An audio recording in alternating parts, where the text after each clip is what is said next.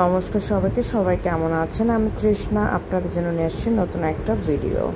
তো আজকে আমি বানাবো চিংড়ি মাছ। চিংড়ি মাছটাকে লবণ হলুদ দিয়ে মেখে নিয়েছি, কড়াইতে তেল গরম করতে দিয়েছিলাম। এর মধ্যে তেলটা গরম হয়েও গেছে, মাছগুলো আমি খুব সুন্দর করে ভেজে নেব।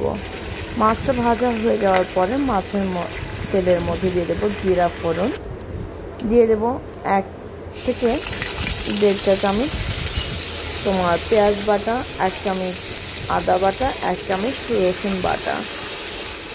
আদা, রসুন, পেঁয়াজ সব কিছু সুন্দর করে একটু হালকা ভেজে নেব। যখন আদা রসুন ভাজা হয়ে যাবে তখন এর মধ্যে দিয়ে দেবো কাঁচামরিচ।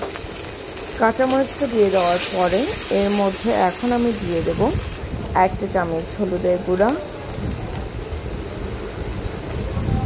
1 চা চামচের থেকে কিছুটা কম ধনে গুঁড়া, স্বাদ অনুযায়ী লবণ, সব কিছু একসাথে এখন বেশ 2 থেকে 3 মিনিটের মতন আবার কষাবো।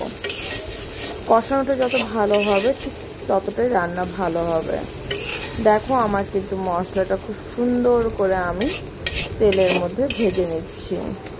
প্রায় আমার কষানোর তেলটাও ছেড়ে দিয়েছে, দেখতে পাচ্ছ কি? যখন তোমরা এটাকে কষাবে তখন কিন্তু কষানোর সময় অবশ্যই একটু কম আঁচে কষাবে। এখন এর মধ্যে আরেকটু সুন্দর করে কষানোর জন্য দিয়ে দেব সামান্য পরিমাণে জল। জলটা দিয়ে দেওয়ার পর মশলাটাকে জলটার সাথে মিক্সড করে দিলাম। মিক্সড করে দেওয়ার পরে একটু ভালো করে সাইডে যে মশলাগুলো থাকবে সেগুলো আমি কিন্তু সেই মশলার সাথে অ্যাড করে দিচ্ছি। মশলার থেকে যখন তোমার তেলটা ছেড়ে যাবে আর এই জলটা কিন্তু শুকিয়ে যাবে, তখনই কিন্তু তোমার বুঝতে হবে যে এটা হয়ে গেছে। দেখো আমার কিন্তু কষানো হয়ে গিয়েছিল, তখন এর মধ্যে আমি দিয়ে দিলাম ঝোলের জন্য জল। খুব বেশি আমি এর মধ্যে ঝোল ব্যবহার করব না, সামান্য পরিমাণে ঝোল দেব। যখন বলক চলে আসবে ঠিক ওই সময় আমি দিয়ে দেবো ভেজে রাখা চিংড়ি মাছগুলি। চিংড়ি মাছটাকে দিয়ে দেওয়ার পরে এর মধ্যে আপাতত কিছু দেবো না, ঠিক 2-3 মিনিট পর এর মধ্যে দিয়ে দেবো আমি জিরার গুঁড়া। জিরার গুঁড়োটা দেওয়ার পরে ঠিক 2 থেকে 3 মিনিট এটাকে জাল করব।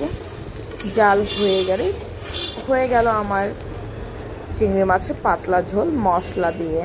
তো দেখো ফাইনাল লুকটা কি সুন্দর এসছে।